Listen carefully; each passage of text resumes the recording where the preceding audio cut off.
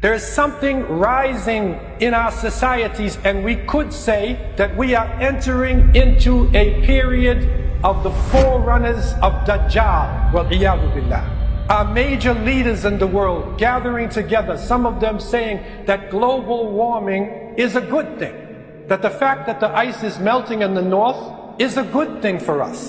But the reality is, the opposite of what some of these leaders are saying, is that the earth is falling apart. Greenland, which is close to us, is now 45% melted. This is unprecedented. It is never known that Greenland would be melted like this, which means huge glaciers are pouring into the seas. And this will have an impact upon us. This heat that is being trapped is causing confusion. In India itself, cities are running out of water. And they say that by 2020, 21 cities in India alone will have no more groundwater, no more fresh water. And with these droughts and confusions, water is also coming abnormally in other places. In the Midwest of the United States, there are epic floods. The floods are hitting, raising the rivers higher than any time in recorded history. In China, they report that they have made a huge summer camp for Muslims. They call it Skills Development Training Center. But the reality is, over 1 million of the Uyghur Muslims, or iyadu billah, are in concentration camps. Horrible concentration camps. In the Middle East, they are talking about the deal of the century for the Palestinian people. But when this deal is happening, the Palestinian people are not even there. They have boycotted this deal. This is a contradiction. There is something rising in our societies, and we could say that we are entering into a period of the forerunners of Dajjal, wal-iyadu billah, Rawad al-Dajjal. And the Dajjal, the Antichrist, has been described as a trickster, a deceiver, a master deceiver, a fraud, one who makes fake news, the ultimate trickster. And we are entering into this age of the deceivers, and we wonder, what would the Prophet alayhi salatu wasalam say about these times that we are living in now? Because Allah opened up on him. He did not speak from himself. And it is reported that the Prophet ﷺ has told us, there will come upon the people years of deceit, sanawatun khadda'at, in which the liar will be believed and the truthful person will be considered a liar. The treacherous deceiver will be trusted, and the trustworthy custodian will be considered disloyal. And the Ruwaybida would speak out.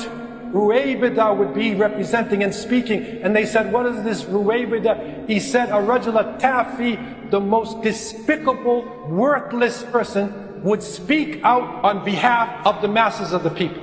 And Sadaqa Rasulullah, this age has come. The age of deception, the age of illusions, illusion of freedom, illusion of peace, illusion of equality. And even in our Muslim lands, people marching in the streets, being gunned down, democratically elected leaders being taken down in front of the world and put into prison and killed in front of the eyes of the world. Native populations, even in our land, a land of peace, but native populations who lived right here for over 20,000 years are still living in poverty. Their women are being taken away, raped, murdered in front of the eyes of the people. Special groups of leaders making decisions behind closed doors and saying the opposite in the public. And the few good leaders, because there are a few good leaders, feel like they are surrounded. They feel like every word that they say is being monitored and they could be attacked. So this is the age of the worst of people. And as believers, we take comfort in the fact that Rasulullah ﷺ spoke about this that would happen. And he told us, you will find amongst the worst of people on the day of resurrection is the two-faced person. The one who comes to one group with one face and another group with another face. Sanawatun khadda'at. And it is difficult for us as the common people in an age that we are living in. It is difficult because in the past and many times, in times of justice, the truth has power to it. If a person is true, it should be recognized. And that is what you could call quwwatul haqq. Two words, quwwa and haqq. The person with the truth should be recognized. But the reality is, turn the two words around. Not quwwatul haqq, haqqal quwwa. And haqqal quwwa is might makes right. So whether the person is right or wrong, if they have the strength, then they are right. This is a deception. And we as believers need to find ourselves in this time. Because it's no longer the time where we can roll over as Muslims and hide and cry and beg for our freedom. These times have ended now. And the Prophet ﷺ spoke about this. We ultimately believe that the ultimate quwwah is with Allah subhanahu wa ta'ala. And we say, La hawla wa la quwwata illa billah. No authority, no power except with Allah. Innal quwwa lillahi jami'an. That verily all power ultimately is with Allah subhanahu wa ta'ala. But the Prophet ﷺ said something for us. And he told us, Al-mu'min al-qawi khayrun wa ahabbu ila Allah min al-mu'min al-da'if wa fi kullin khayr. He said that a strong believer is better and more beloved by Allah than a weak believer. But in both of them, there is good. There is good in both. And so on our level, at least we can strive our best and teach our children to try to be as strong as possible, committed, consistent. And this strength, the Prophet ﷺ spoke about the strength, because when most people think about strength, they think about the fist or the knife or the gun or the bomb. But the Prophet ﷺ said, Laysa shadid bisura, innama shadid alladhi yamliku nafsahu indal ghadab. The Prophet ﷺ said, the strong person is not the good wrestler, but the strong person is the one who controls himself when he's angry. Self-control. So our strength needs to be the strength of our character, the strength of our spirituality, and the strength that we need, strength of the mind to culture our knowledge, study as much as we can, study our traditions, study the sciences of this world. Ask Allah for hikmah, wisdom, because wisdom is so needed in this world that we are living in today, the time of sanawatun khadda'at. So let us try to nurture in our youth to be strong in everything they do. Strong students in school, strong at work, strong in any task that we are doing. And our unity gives us strength. If we look at Muslims not as my cousin or someone who looks like me or speaks my language, but any of the believers, then we are a large jama'ah. If we look at it tribalistically, then we are small little groups that will be taken away. And take time, greet other Muslims. Greet people who are different than you today. If you see a Muslim on the street, care about that Muslim. If you see a Muslim in trouble, then you're in trouble. If you see a Muslim feeling sad, then that sadness is also part of you. We need to pray for each other. This is a time for us. This is a time. It's a test. It has happened historically in the past. And we are coming to the ultimate test. We are coming to the age of the ultimate deceiver. And so we need to gear ourselves to this, to take up the task, even the small things, like being consistent in our prayers. Small things, like not letting halal, haram things come into our mouth. Small things, like making sure that we are giving to our organizations. Small things, like reaching out to people in this society, non-Muslims, showing them what Islam really is.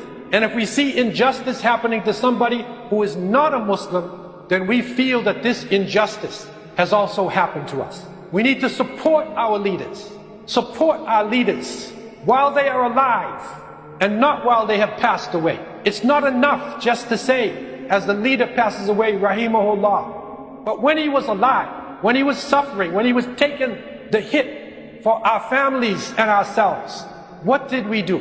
Even if it was just a prayer, any way of support, keep vigilant. Even while we are enjoying ourselves, we enjoy ourselves in an Islamic way. The Prophet ﷺ has told us that none of you will truly believe. لا يؤمن أحدكم حتى يكون هواه تبعا لما جئت به. None of you will truly believe until his desires, until his enjoyment, until his playing follows what I have brought him. So even while we enjoy ourselves, keep vigilant. Keep our eyes open as to what is happening, especially when we are in the houses of Allah subhanahu wa ta'ala. We need to pray to Allah Azza wa Jal, especially for wisdom. Hikmah, putting things in the proper place. And if we hear something of wisdom, we need to think about it. Take it in. I leave you with some of the wisdom of one of our great leaders, Amir al-Mu'mineen, Umar ibn Khattab radiallahu anhu. And Allah subhanahu wa ta'ala blessed him with a great wisdom.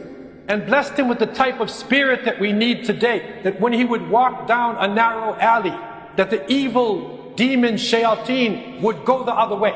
But his wisdom, and it is reported in translation that he has said, fear Allah, for He alone lives.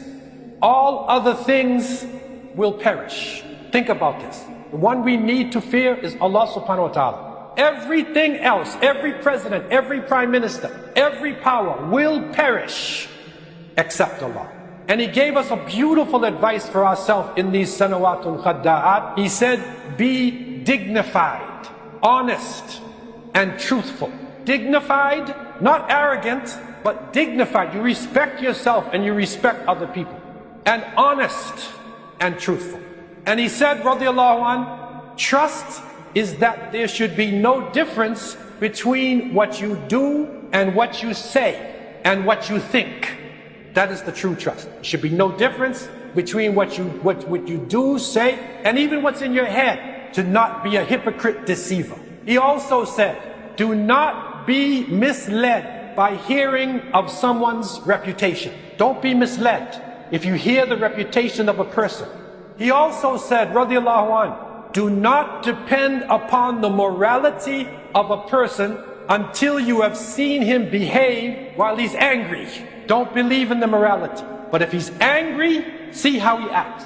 Then you know who that person really is. Remember what the strong person is that the Prophet ﷺ said, الَّذِي يَمْلِكُ نَفْسَهُ عِنْدَ الْغَضَبِ. The one who controls himself when he's angry. That's the strong person.